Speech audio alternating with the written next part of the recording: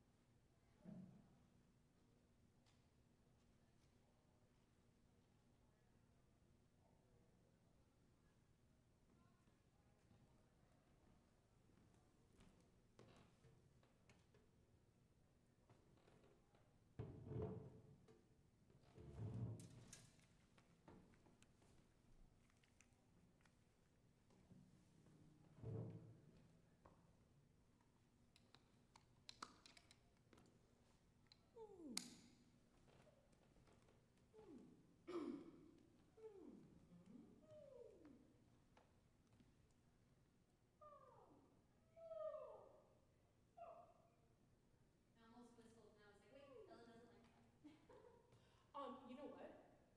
I don't know if it was something that shifted in my ears on the plane, or if it was just, therapy's working. But it doesn't bother me as much anymore. Good. Yeah. I asked Becky if I could play sax for a minute. Oh, nice. Helps me calm down. Cool. I see all those kids up there like, it scares me. And there's me, and I was like, hey, what's up? Yeah, you're all excited. I'm kind of nervous.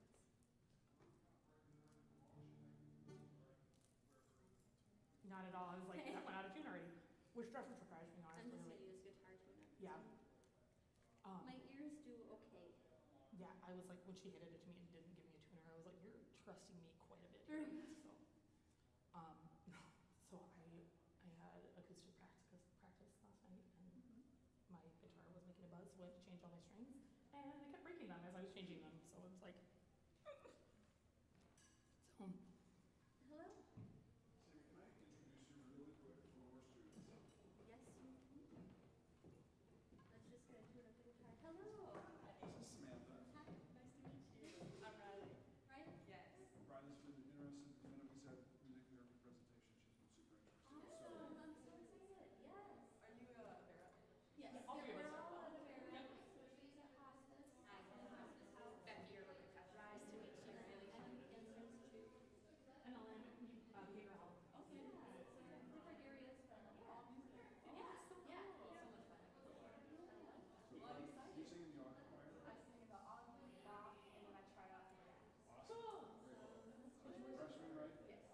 So this is a great way. What I'll do rather is send me an email. I'll make sure I can teach you. Just one of the three. Yeah. That way you can shadow him.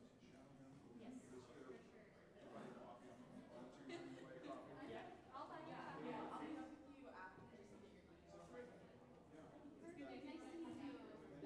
I have practice. Okay. I do that time.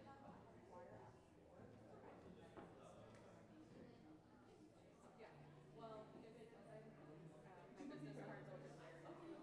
Use that too. Yeah, if you're right there. Yeah. Do you want to grab the heartbeat one too? I'll be talking about next when you're here. And then if you're interested in the other parts, just like comment me. Sorry. And she'll order.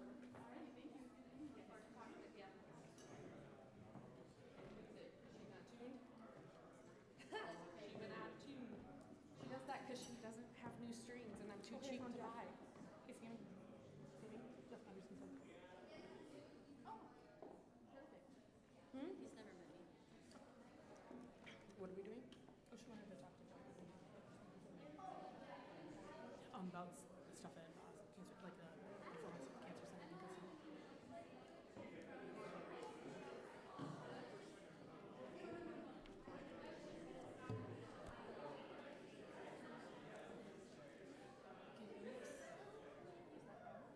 Yes.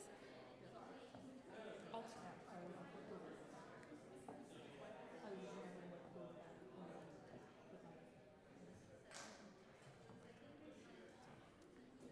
What time are we starting? 5 Couple after? minutes. I don't have my watch because it died. Okay. Military time. Look at you. All of our mean, everything for work is in military time too, but I'm just like, my home's not military time. It's just not. And there was a time when I woke up from my nap and thought I had to go to work and I did not, so that was frustration. You know? There's a clock back there. Look at that. I can't see that. I mean, I can see that. 2:30. If you want to keep your notes.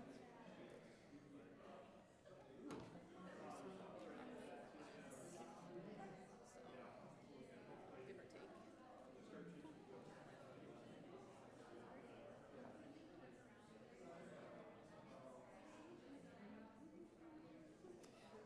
I know you don't like Taylor Swift, but right now I got Taylor Swift stuck in my head. I don't dislike her. I thought you did like her. I forget who does it, but I have so the song that Hamre just dropped on Wednesday, and she's in that TV series.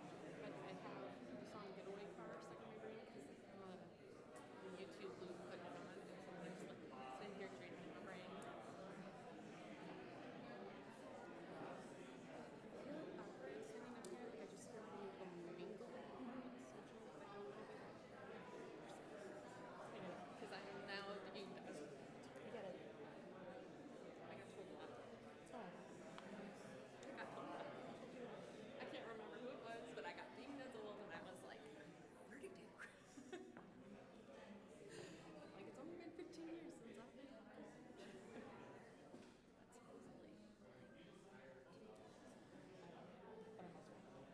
But I'm also so there's that. Something like that. You been here ever, Joe? I think Ellen is speaking first.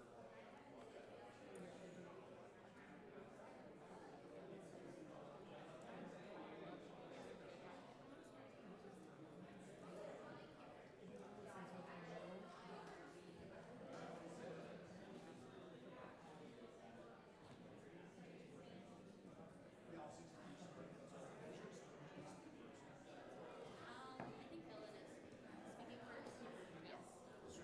Introduction here. Raise your hand for them. I'm just going to make sure this works. That's great. I'm always worried about technology. I get it. If not, we're used to going with the flow, so we'll pull out some jokes. Got this. That's on you, not me. Jokes. Jokes. Jokes. Yeah, we're gonna pull out some notes. I was like, Pull out some jokes. It sounds like a good time. Happy Thursday. Just a few announcements for everybody. Thanks, number one, thanks for coming. Everything worked okay with ticketing? Any concerns from anybody seeing me or Mary tomorrow? As a reminder, next week there is no colloquium. Happy Viking Days week. So you have a little bit of, give some time back to you. On October 2nd, 2 weeks from today, we'll do studio class. What that looks like for a lot of folks is you'll go with your voice. Faculty will be in the choir room. If you're an instrumental and voice, just speak with either myself or Dr. Swinnings on which way to go. Piano will be with Matthew. Brass will be in here. Watch your email for where people are. Okay, we'll talk. We'll send out more information over email. Studio class in 2 weeks. Okay. Today we're extremely excited to welcome 3 music therapists from Avera. This came out of a relationship that Augustana School of Music has with Avera. We're performing on their Music of the Quarry series, where Augustana Choir last year sang there. The trombone choir played there. This year we're going to have vocal performances there again as well. And I believe trombone choir is playing one more time. So we're excited about that. Taking music out into the community reflects greatly on our core values here at Augustana. But it's also nice to have them come to us and talk about what some of the pathways are for music and music education, as well as music therapy. So you don't need to hear me talk about this. I'd like them to talk. So please give a warm Augustana School of Music welcome to Samantha McKinney, Ellen Donahoe, and Rebecca Jennings-Boyd.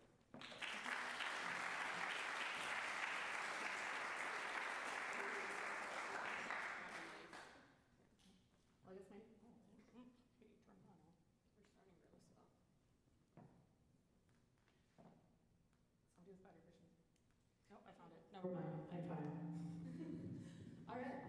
My name's Ellen first, so I'll introduce myself first. I'm Ellen Donahue. I am a music therapist at Avera Behavioral Health. I've been at Avera for 10 years. I got my undergraduate music, straight up music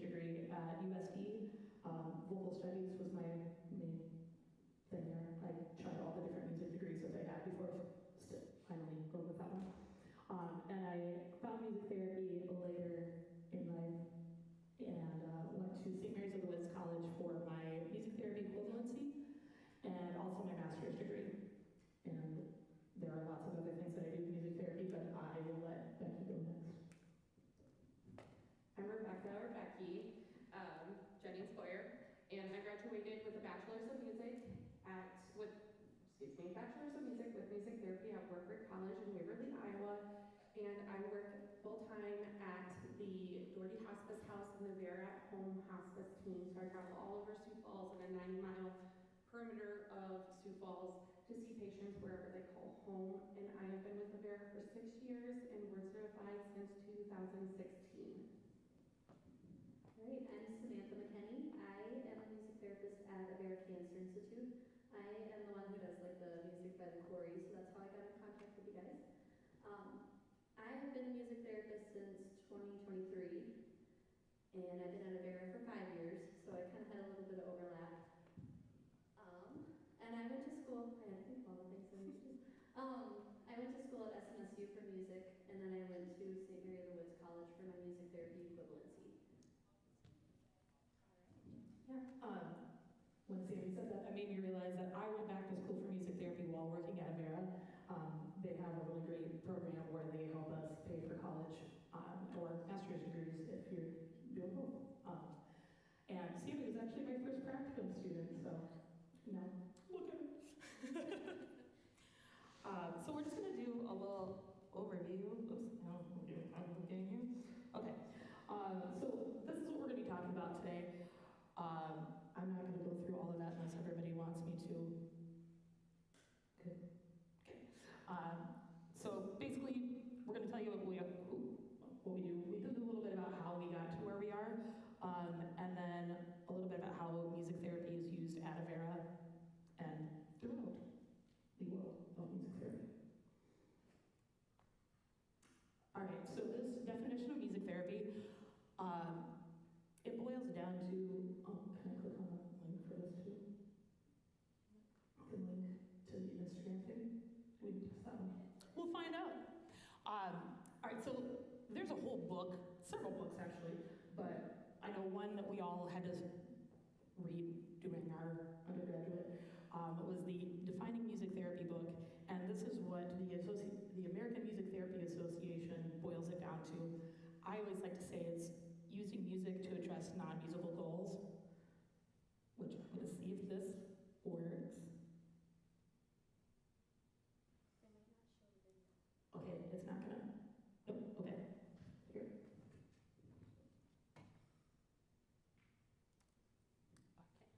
Thank you. I didn't want to drop the microphone. So there's an Instagram post if you go to, do you remember the name of the? No, the Music Therapy Augmented, it's right there. I would have looked closer. But you can watch a little video about how music therapy is an allied health profession. We have to take a rigorous board exam through the certification board, and that is after a music therapy internship, which is typically 6 months long. And we have 15 music therapists in South Dakota. The three of us are all either on the board or the task force. Becky's the president, I'm the vice president, and Sandy is the social media coordinator, thank you, for the task force. So we do a lot of different things. And I'm going to pass the mic over to Becky. So many of you probably use music in some therapeutic way. Can I get a show of hands who thinks music's therapeutic by just listening to it?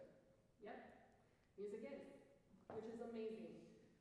There is data out there that shows that when you're listening to music, all parts of your brain will light up. As we're sitting here, different parts of your hemisphere of your brain are lighting up, whether it's just a little bit of like an eraser right there, like that size. Same thing with music, except every hemisphere will light up.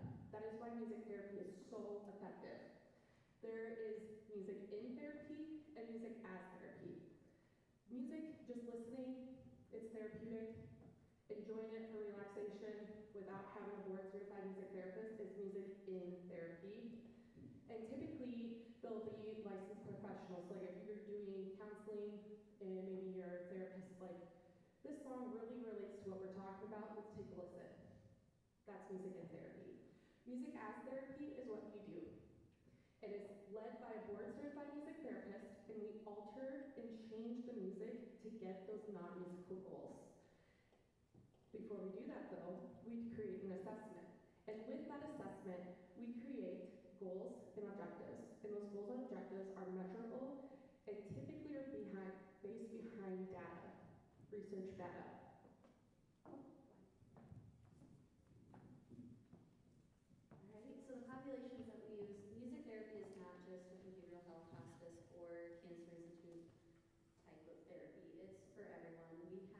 people all the way from autism, mental health, dementia, pain management, cancer, you name it, there's probably a musical goal for it. Even people who have deafness and blindness, like it's for everyone. Just to touch on the different ways that we can use it with different sensory things being having deficits, I guess.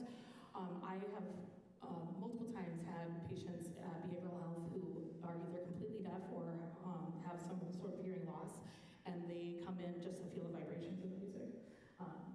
So I just thought that was cool. All right, so like we said, to be a music therapist, you have to have music therapy degree. Sammy and I both already had our music degrees before we got music therapy equivalency program, or did the American Music Therapy equivalency program. We happened to do one where we were able to do mostly online, so we were able to stay here in Sioux Falls, and then do online supervision with other professors, or with our professors and other music therapy students. Then we would do our practicums within Sioux Falls, if we were fortunate enough to find those, or Minneapolis or Omaha. Because when I did mine, there was only one available in Sioux Falls. And then, so that's just the regular equivalency. Becky did the Bachelor of Arts in Music Therapy, where you are set up or ready to go once you graduate to take your 4 years. Yes, it's a 4-year program for the most part. I've seen some schools that are a little bit longer because they also incorporate a music education component to it. When I went to USB, it was a 5-year program for the vocal performance degree that I was attempting. So I was already set up for that. But with the Masters of Arts or Science in Music Therapy plus the equivalency, you are taking both bachelor's freshman level classes, there we go, with your master's level classes at the same time. So we have a friend who did that and said it was a little frustrating to bounce back and forth between that, but it shows you how to be flexible, I guess. So for me, the 2-year equivalency program was best, mostly because I had already been established at Avera for a while. So yeah, there are a few different ways to do it. And then we've got practicums that we have to do. The program that Sammy and I did, there were 3 practicums, but we had more hours that we had to do within those. Whereas Becky, how many practicums do you have? I started practicum my freshman year, second semester, and I did 1 or 2 a semester, but when you get board certified, you have to have 1,200 clinical hours, so those go towards it. Yeah, so it just depends on which program you do as to how long it takes to get those hours in. And then most internships are full-time, and they are the 6-month length if you do full-time. At Avera, we just started our internship program last year, and we try to be as flexible as possible. So that way, if people needed to work, because most internships are not paid, we work around that so that way you can live. So we like our students. So the certification, like I said, it is a rigorous exam. They do reassess every few years, and this is the most recent reassessment. They are rolling out a new form of the exam, I believe, next month, if I remember correctly. I know they said this fall, and looking at October the last time I talked to them. So they take feedback to make it so it's a little bit more relevant. I wouldn't say easier, but more relevant to what music therapists do, especially once we are all doing telehealth. Most people were doing telehealth, we weren't. We had to change up what is tested on. And then. So kind of talking about our domains here, typically when we establish goals, we're going off of these domains. And I'm not going to read all of them because I want to make sure we have time to go through for questions and whatnot. But some of our main ones that you'll see across music therapy in general would be the cognitive and working on memory, attention, and even the executive functioning skills. You also will see music therapists working with speech pathologists and co-treating and coming up with goals to work on speech and communication. A lot of times, like hospice, our situation, or places we work at, we have a lot of emotional goals that we work on, and there is a special side of music therapy called neurologic music therapy, which we'll briefly touch on later, that does target mostly physical and also more of those neural synapses aspects of music.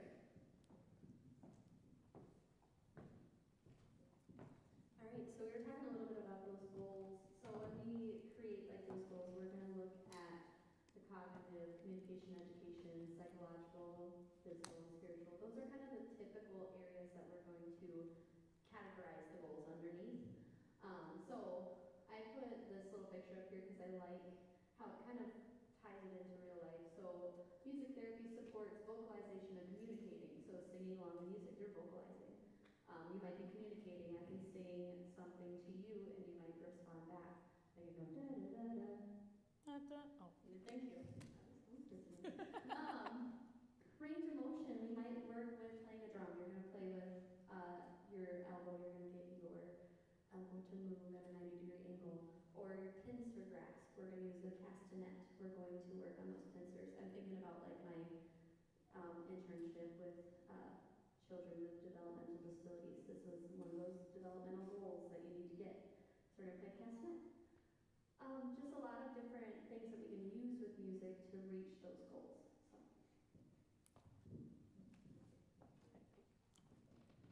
Okay, I'm back. So we're going to talk about the different kinds of music interventions. You're going to see the improvisational, you're going to see composition, where we can sometimes create a whole song, specifically like I had one where a patient, he had ASD and he was learning his sight words and he didn't understand what we were asking. And I was like, look, look, look, and he didn't understand the word look. So then we had to cycle back and teach him the definition of look. So we created a song and it was, we all look for a reason, we look to get information, we look, look, look.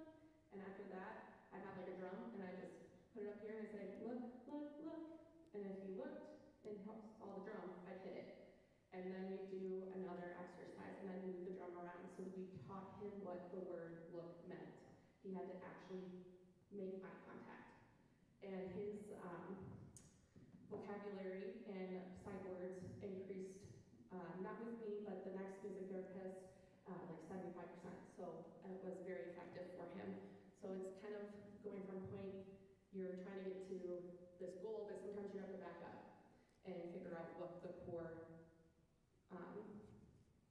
issue or the core problem to get them to that part and reteach. You're also going to have receptive, like singing analysis, which I do a lot in hospice and looking at the lyrics and what they mean. The lyrics can be black and white, but they also can be a little gray.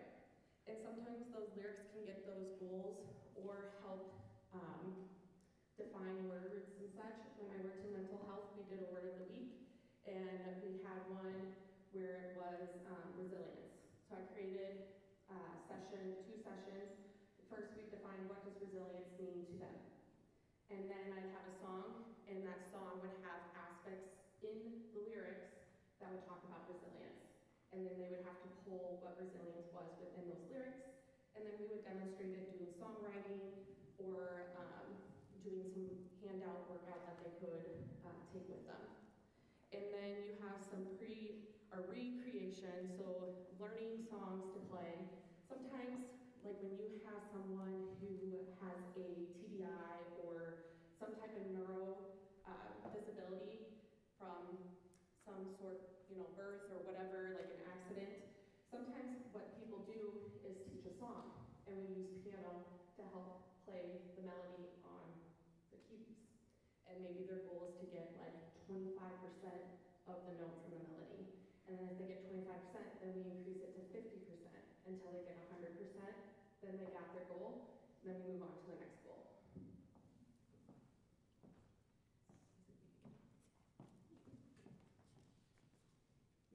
Oh, it's me. Sorry, guys. So, no, you're good. Okay.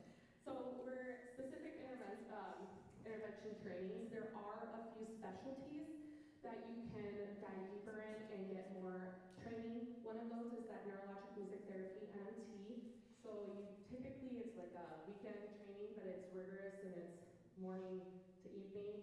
And then there are different levels within that training, so that's just one level. But you'll have in neuroelectric music therapy, they work on social motor, sensory motor, pattern sensory enhancement, therapeutic instrument performance, and then you'll see the others kind of go through like the speech and language, which is really effective with speech pathology, and then the cognitive rehabilitation, which is really great in mental health and even working with kids in schools.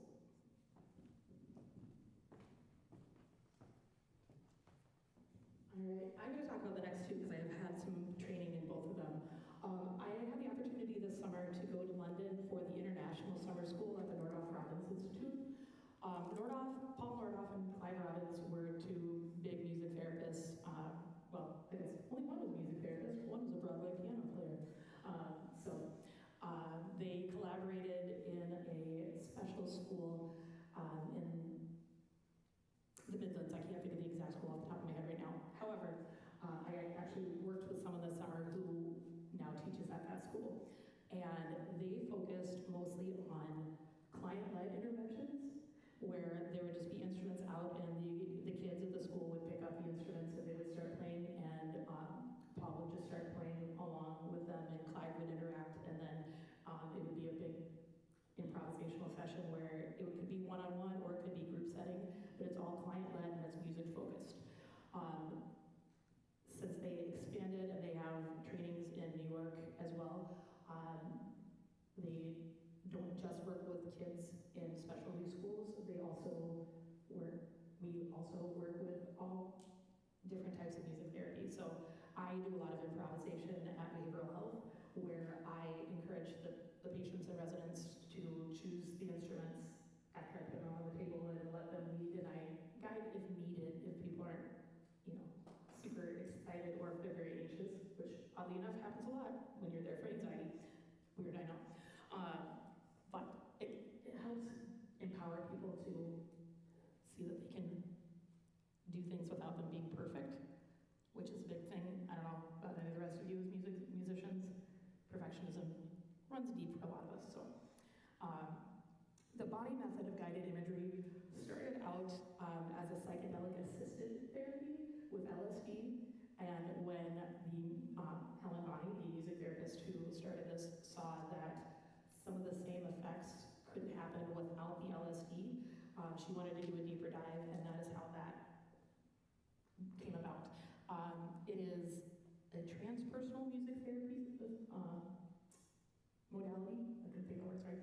And there are 3 different levels of training. I'm level 1 certified, so I can only work one-on-one and do like guided meditation and relaxation.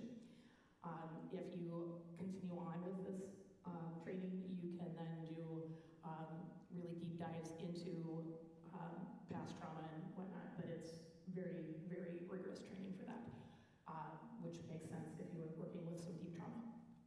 And it's pre-selected music, so once you get that once you get that initial introduction and assessment, then you can select music that fits the client needs and go from there. And it's, like I said, it's a one-to-one focus, but you can always do group relaxation with the trainings that we already have. So, let me see what's next. All right, Sandy.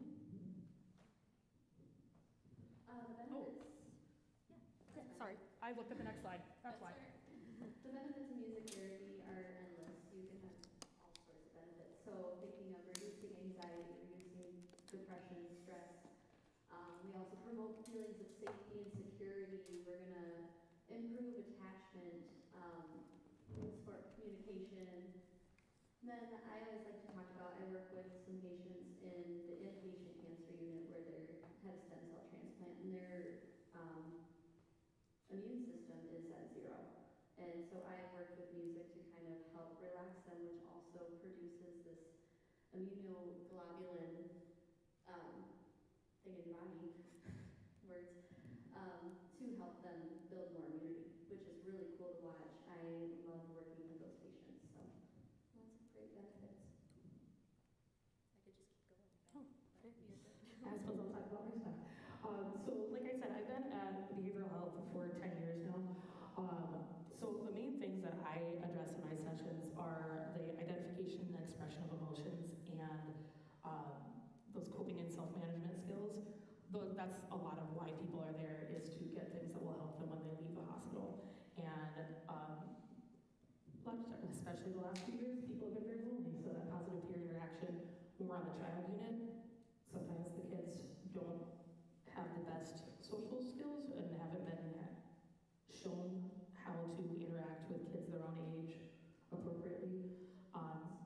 What's that? Or adults, yes, sure. And so we model a lot of the behaviors. So mood vectoring is another big one that we do. What we mean by that is we use music to be an outlet for the emotions and help people change their moods through the music that either they're choosing or that we're making together. And so that can help to reframe thoughts as well, and see that, your thoughts are not always, and your feelings are not always true. It can be what you're experiencing in the moment, but finding ways to express them, to release them, and not have them take over and whatnot. And then uplifting memories is something I do a lot with our older adults in our geriatric population, but also can be used with anybody really. And I do a lot of active music making where we have patients that are in and out of our sessions. Most of our sessions are 45 minutes. And so doctors will come in and grab people throughout my sessions. So to do something like where I'm playing guitar, people are choosing songs, and we can just have like a campfire sing-along. It's easy to jump in and know what's going on without having to have a whole lot of instruction. But I also do, like I said, that improvisation where I'm putting the instruments out. And I've done group lessons for ukulele and guitar with smaller groups. And I've been doing a lot more songwriting with our adult addictions unit. And then you can see some of my favorite music unions have come about in this, where you're trying to think of songs that start with, the same letter, or that have a certain word in them, or fit in different categories, or just discussing our own experiences and preferences with music. So, and then I also reference this a little bit before, the art to music, where we have a playlist already picked out, where I'll have patients choose the songs, and then they'll create the art with that. And then at our, I guess we have 10 different units, sorry, I forgot that I put this in there. And the interdisciplinary sessions is something I wanted to touch on. I co-treat sometimes with our art therapist, and so they provide the art portion of it, and I will provide the music. And it's been very fun, and we're actually looking at starting to do that in our partial hospital programs shortly. And the adolescent units have guitars and then ukuleles and keyboards that patients can use after we've done a consult with them to make sure that they'll be safe with the instruments. And then, yeah, most of our groups are, or most of our sessions are group sessions. So our addiction care is something that has opened up in the last few years, and the main difference with the session structure is that it's 60 minutes rather than 45 minutes. So we get a little bit longer time, which means we get to do a little bit more with our songwriting. So what I usually do with our songwriting is I give 3 different categories, and we write down words that fit in. So I'll say, what's your definition of hope? And we'll just start writing down the word. And then we'll go to the next one and the next one. And this is actually from one of our sessions. I got permission from the residents to use this. And then they take the words that are up on the board and they make a song. And we're going to listen to a little snippet of that. And this is me playing and singing. I can't use residents' voices. So these are all, these lyrics are inspired by the words on here.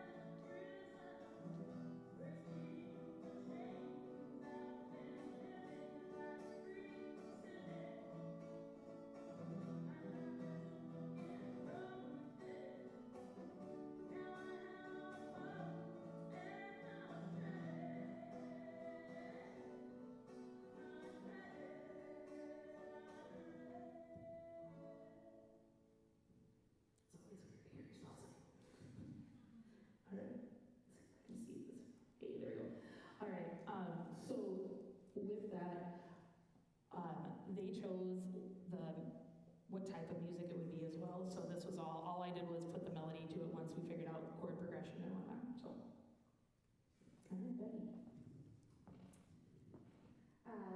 This is Doherty House, which is my central location where my office is, and this is a hospice house where we have 16 beds where we home individuals that need 24-hour care for end-of-life purposes. I get let me start over. I get referrals from my team members, so like nursing, social workers, even doctors, and sometimes our aides who are out on the floor working with our patients, one-on-one, quite frequently, I will get indicators, medical indicators, and you'll see these here. Typical ones that I get referred to are pain, anxiety, restlessness, cognitive deficit, or I call it neurologic functioning, and anticipatory grief. Legacy work, which I will show you a specific intervention that I use, and procedural support. And fun thing about procedural support, I mean, it's fun for me, not the person who's getting the procedure. But one story I have is I'm at a nursing home, and the aides were trying to do some wound care on the individual's bottom side, and she would scream and cry and hit, sometimes scratch, bite. I just happened to be there when they were doing the wound care, so I went up to the bedside, and I got down right in eye level, and I just started singing "You Are My Sunshine." That's something easy that I could get her to sing with me, and I kept making eye contact, singing "You Are My Sunshine, my only sunshine." Slowly, as she entrained with me, she started singing with me, and it redirected her focus to me and not what was being done on her. Yes, she still felt it. Yes, she still screamed once in a while. But the facility staff said that she significantly decreased her screaming, and she didn't hit them or anything. So that's what I would call procedural support. So some common goals you'll see here are hospice is meant to help maintain and help with the decline. It's a little different than what they're focusing on because they're trying to improve or trying to encourage more hope. Not that I don't encourage hope, but if they're on hospice, they're getting their terminal diagnosis and they're going to die. And so we focus more on maintaining where they're at and helping create or promote or increase different things to help them feel more comfortable and give them a better quality of life. So these are some of my goals that you can see here. I will be focusing today, showing you a little bit more on that life legacy development. So like I said at the beginning, we have goals and objectives, we have a treatment plan, and within our treatment plan, these are some interventions that I utilize within. And again, we're going to focus more on that life legacy, which goes into my heartbeat program. But if you want to know more about these, I will be here after I can talk a little bit more about some of these interventions. So this is my specialty. I'm the first music therapist here in South Dakota who brought the heartbeats intervention. It is created by Brian Schreck, and I think he's in Colorado now. I can't remember. I remember looking it up, but I don't. Yeah, I think he's in the Midwest somewhere. Sorry, Brian, if you're watching this and I don't know. Anyways, he's amazing, and it is utilizing, I have a special stethoscope that you see here. There's two different kinds of stethoscopes. Sammy has one that she'll be using, it's a little different, but this is the Echo stethoscope, and that's the one I chose to use. So the difference for a regular stethoscope and this is that little cylinder adapter right there, and what that does, it Bluetooths the heartbeat image and also the sound to a HIPAA-approved safe app where I can download the heart sound and also the EKGs. From there, what I do is I put it to a song. I put it on every downbeat, every other downbeat, depends on the song. And this is an intervention that's important to have for a board-certified music therapist to lead, because listening to your heartbeat or a family member listening to a heartbeat can elicit a lot of those emotional ties. If you think about it, how many people get to listen to someone's heartbeat? I never did until I did this. It's an intimate moment. You're getting up close and personal with someone, they're probably smelling your coffee breath, doing all this kind of different stuff, right? If you're just sitting there, you're hearing them. You're hearing their life essence. It's a voice for them. So that's what the core point of the Heartbeats program is. It's their voice. And you're wanting to create something that's going to last, to help their loved ones, whether or them, find comfort and creating a legacy. Sometimes it's giving that patient a focus of control, especially when things are uncontrollable with their diagnosis. And sometimes it goes back to family just needing to feel connected with their loved one. And Brian says it great. The heartbeat is like the person telling you I love you. It's their heartbeat, every heartbeat's different.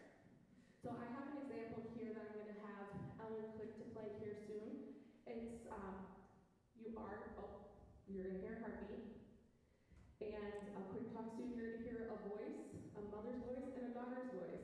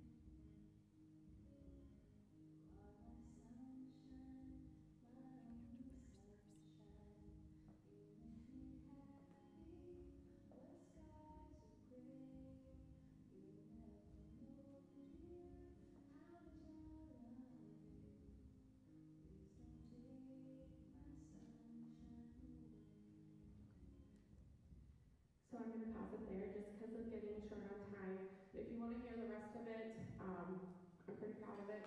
It's really therapeutically lines up. We didn't know we had a voice recording of the mom. And it wasn't until the day I sat down to work on it that Dad called me and said, I just found 2 videos of my wife singing You Are My Sunshine. Can we use them? And the song that you heard is already pre-recorded musician. And it's under fair use because it's working in a therapeutic session. We used that song to create the memory of her singing to her kids. So what I was able to do was extract the voice from the video and put it into the song. And if we were to listen to the whole thing, I'm gonna nerd out a little bit. At the beginning, it's her voice and her child's voice. And then you hear the song come in, and it's just the female voice. But as that recorded song continues on, if you think about like your song formation, like A, B, B, A, it kind of follows that in a way because a male voice comes in on the recorded song. And then if you listen really carefully at the very end, the father starts singing, so they replicate. So it kind of brings in some theory aspect there. Then, furthermore, I ended it on a specific part of I love you with her voice because I wanted them to know that her love is going to be forever. But in death, everything is final. So I placed that within the song, and the last thing they will hear is not her voice. It will be the guitar from the recorded song, and then it will end with her heartbeat. So if you're interested in learning more about that, feel free to talk to me after. All right, so I work at the Cancer Institute, Prairie Center for Avera. So just a little bit about what I do here. I address relaxation, nausea, and pain management. Provide a sense of control, provide a distraction from the environment. The sense of control is kind of important because when you're doing cancer treatment, you don't have control of what you're doing. They have all these treatment options for you, but you don't really have control of what it's going to do to you, how your body's going to react. So getting the chance to provide a song for them and have them choose it is that sense of control. They get to choose what they want from this moment. The interventions that I use, I do a lot of live music, so that's me playing with the patient while they're getting their infusion. I also do songwriting, singing together, and then I got the inpatient crew to carol with me for Christmas. I thought that was kind of a fun picture. We have fun. We try as much as we can. At the Prairie Center, we have 5 floors. 4 of them are cancer infusion floors, or I guess not, oncology treatment floors. We have radiation on the first floor, plus our cafeteria and everything. Second and third floor are going to have infusion rooms, and that's where I work there. And then 5th floor is where the inpatients for stem cell transplant, 24-hour chemo treatments, they'll be up there, and so I take care of them. The 4th floor is a surgical floor, and I'm not allowed on there, which I'm okay with. Patients that I typically serve are between 18 and 80 plus. I have had a 92-year-old, which was really fun. We had lots of great stories. All individual sessions, we also provide aromatherapy, arts and healing, massage therapy, music therapy, wig consultations. When you're doing cancer treatment, you get a free wig, and you get all these awesome things while you're in treatment for free. We don't charge. And then last but not least, we provide couple different programs. I have another one that I needed to add on there, but I didn't get to it. But our arts escape classes, they're all free art classes for anyone in the community who has been touched by cancer. So cancer patients, family members, friends, anybody who has interacted with someone with cancer, this is a supportive class for you, whether you want to do music, movement, art, writing. So if you guys like that, I don't have any brochures, but feel free to reach out. I'd be happy to send you some information. You can create something with a friend of yours. We always love new faces. And then we have Music as Medicine and the Music by the Quarry. So Music as Medicine is with the South Dakota Symphonic Orchestra, right? Symphony. Thank you. They come in the fall and winter months. And then my Music by the Quarry series is all year round. I try to do at least 2 performances each month. Actually, next year I have like 3 on a lot of them. I just have a little extra money to keep paying people to come in. Our patients really appreciate music. They love the music. They love it when you guys come. If you were in the choir, you are up on that picture. If you're in the trombone choir, you are up there too. I like to take pictures, so I appreciate you guys coming and performing for our patients. They love it. So thank you. I want to give you guys a thank you. I know I've said it before, but yeah. So, in Music's Medicine, the symphony, the string quartet and the wind quintet both come to our facilities as well. And then we were going to do some examples, but we did some of that throughout. So we just have just a couple minutes for questions. So, open up to you all. Nobody jump out of their seats. Yes.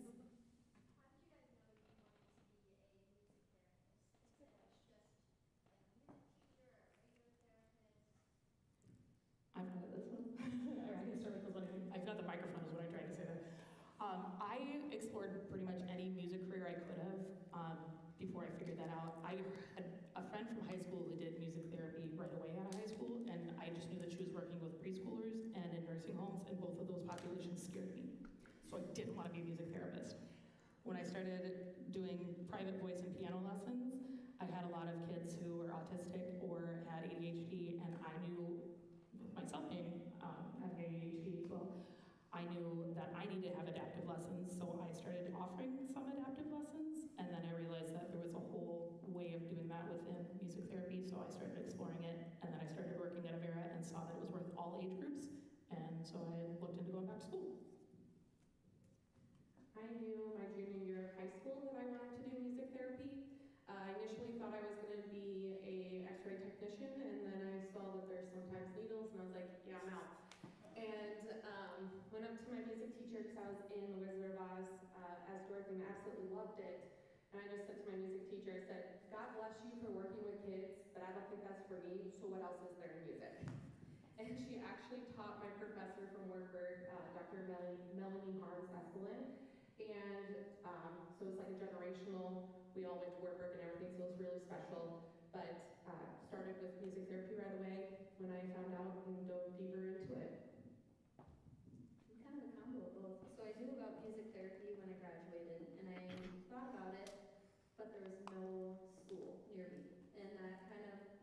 to music education because that's what was available.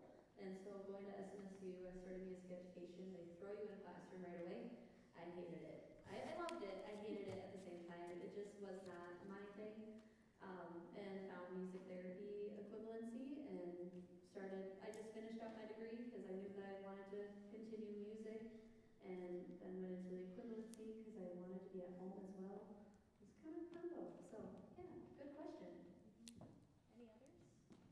I know we don't have a lot of time. We got Just one last question. A lot of music education students and music production. So you're talking a lot about taking existing music, adapting it to, to different hospice care, behavioral health.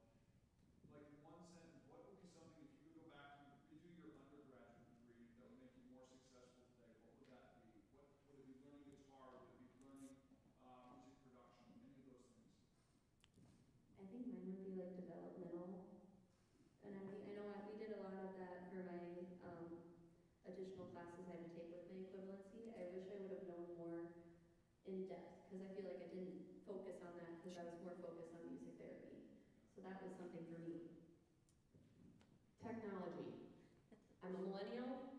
Yes, I grew up with technology, but I'm not like you guys. And I do technology. So working with GarageBand or using your new cool medium that. Get in there, use it, learn it, make mistakes. Seriously, take advantage of it because whatever you do, whether it's education or music therapy or producing, whatever, technology is now in our world and has been and will always be in our world. So start using what you have.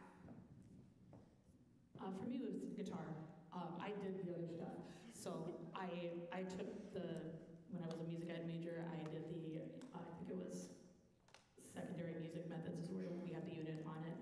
And Dr. Fett, who was the professor there, was awesome. And I knew the 4 basic chords, so she was actually really great about this. She had me help other people learn. So I would also say, like, we call it peer supervision of music therapists, but studying together, teaching people what you already know was huge for me. And that's a lot about what I do is I encourage other people to teach what they know to the other patients. So the good stuff, not the stuff that they're there for. Any last questions? Great. Can we have a round of applause for all of you?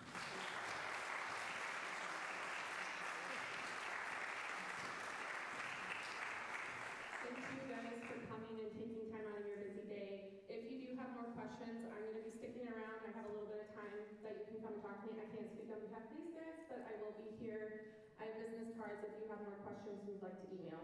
Thank you. Thanks, everybody. Have a great day. Thank you.